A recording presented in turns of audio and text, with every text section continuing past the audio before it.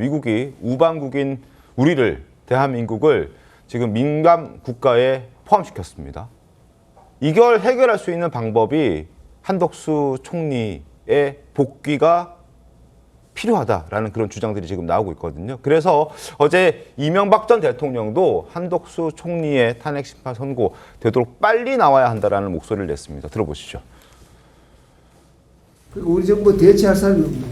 그래서 나는 여야가 협조를 해가지고 그 한덕수 총리라도 빨리 결론해가지고 되돌려 보내줘야. 아니 대통령이 대행이 총리고 총리 대행이 또 부총리해서 이렇게 하면 세계 어떤 나라도 상대를 안 하잖아요. 한덕수 문제는 긴급 먼저 판결을 해주면 된다 이게야.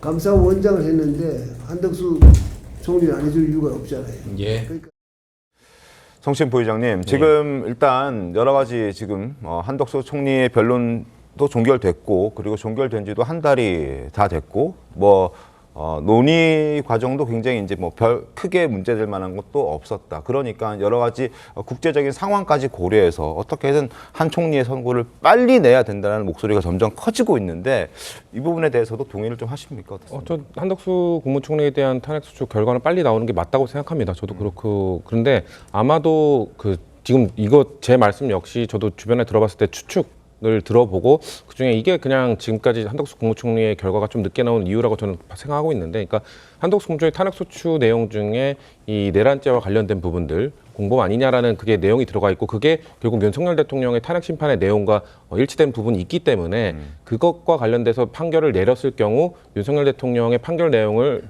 중 그 절차적 흠결, 그 국무회의를 비상계엄 전에 열었느냐 말았느냐, 그거에 대한 흠결의 내용, 그 헌법재판소의 시각을 볼 수 있기 때문에, 그런 것 때문에 만약에 너무 일찍 한덕수 국무총리 그걸 내버렸을 경우 대통령에 대한 탄핵 심판이 나올 때까지 그 사이 동안 그거에 대한 해석이 온갖 난무하지 않겠느냐, 그런 혼란을 좀 줄이기 위해서 최대한 근접한 시기에 선고를 내리지 않겠느냐라는 예측들을 하는 것 같고요.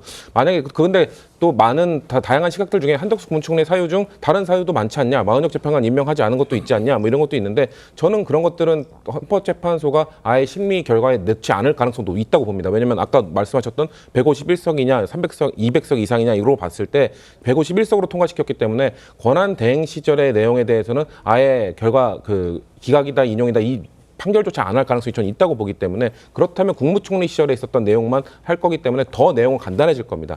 근데 저는 이거에 대해서 한 가지 지적하고 싶은 것은, 한덕수 국무총리가 이게 탄핵이 기각돼서 돌아온다고 해서 최상목 권한대행이 행사했던 권한들이 문제가 되는 건 아닙니다. 과거에 그랬던 사람들 많잖아요. 지금 예를 들면은 가장 최근에 탄핵 기각된 최재해 감사원장이 권한대행 하는 동안 결정됐던 것들이 문제가 됐나요?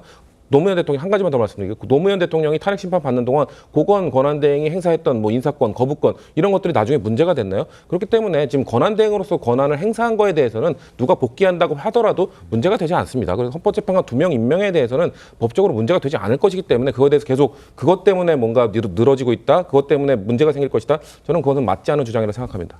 아니 지금 그것은 한덕수 총리에 대한 탄핵에 대한 심리 결과는 그렇게 돼요. 그런데 위헌법률심판은 다른 이야기죠. 위헌법률심판에서 만약에 이것이 인정이 되지 않는다면은 한덕수 총리가 이 직무 정지가 된 것 자체가 무효가 되기 때문에 지금 위헌법률심판을 가지고 저희들이 이야기를 하는 겁니다. 알겠습니다.